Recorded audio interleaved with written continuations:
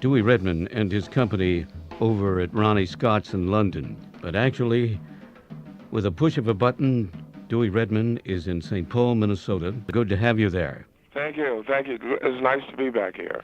Well, I want to say to you that we've been pursuing these concert materials that you recorded at Ronnie Scott's, and intriguingly, last night you performed some of the same material. A couple of the tunes I did, yes.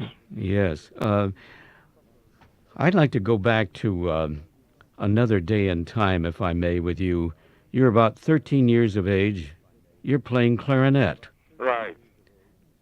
Did you like the instrument? Well, that's a... no, actually I didn't.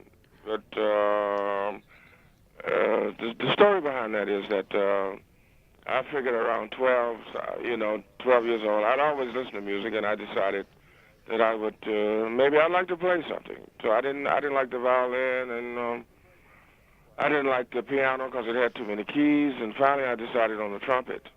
And because the trumpet only had 3 keys, and I figured I could do that, right? Right. But then I went to this band teacher, and he had a band. He says, well, you can't play trumpet. He said, trumpet is not the instrument for you because your lips are too big.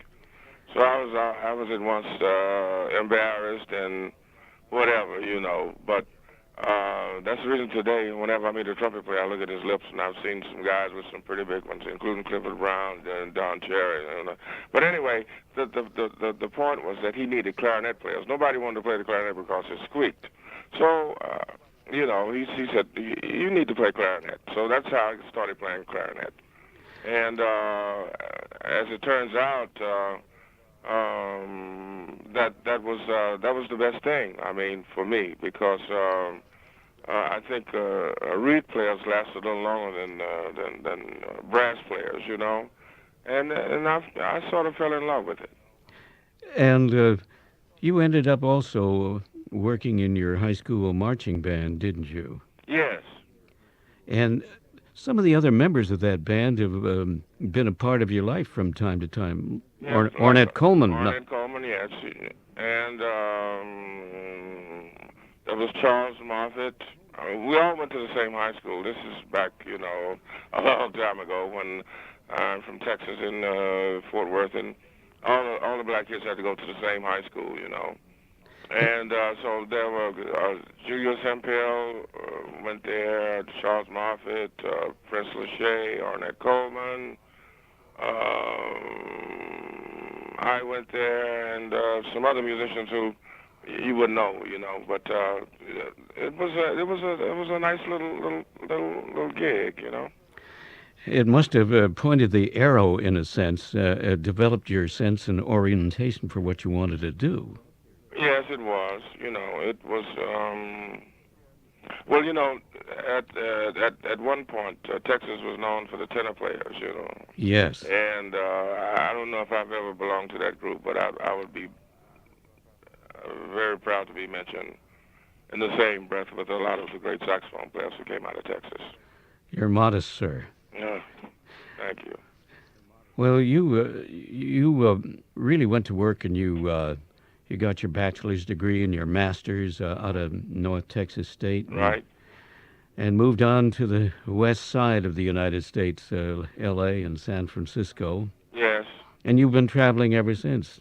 Well, yes, but before that I was a school teacher for 4 years in Texas, in a small town in Texas, Bastrop, Texas, near Austin, the capital.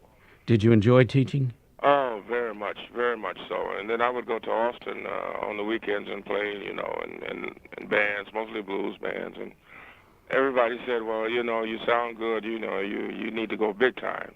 And so it took me a couple of years to make up my mind. And so I decided I would go to New York 5 years and get it out of my system and go back to Texas to teach school. However, it didn't work out like that. I first went to California, and Los Angeles was not for me. And then I went to San Francisco for 2 weeks on the way to New York. I stayed 7 years. That's quite a stopover. Yeah, quite. And then New York in 1967. And I haven't gotten back to teaching school yet. But do you hope to get on a college faculty of some kind? Well, I've had offers to, join the music department, but as long as I can play, I mean, I prefer to do this because when I can no longer play and be creative or whatever, then maybe I'll teach. But until then, there are a lot of guys who do both. But right now, just as long as I can, just to play, it's an honor and a privilege. Oh, and it's an honor and privilege to be in your audience. Oh, thank you very much. Well, it's about 7 minutes to showtime, as they say, Mm-hmm. concert time. Right. And Terry Burns is standing by on bass, and Phil Hay on drums, and Bill Carruthers on piano. Right. And it's just a pleasure to catch up with you. Just good health and keep well and keep the spirit, and let's stimulate a whole lot of students in the faculty one of these days. Okay. All right. Thank you very much. I enjoyed it.